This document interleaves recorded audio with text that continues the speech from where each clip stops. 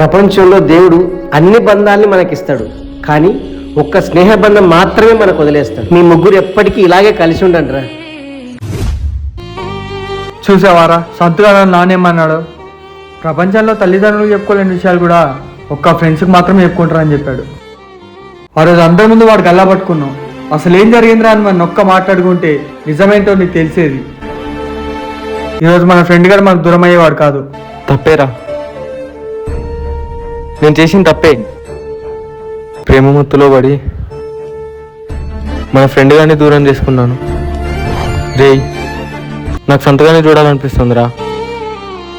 మనం కూడా హైదరాబాద్ వెళ్ళిపోదాం రా. పదరా.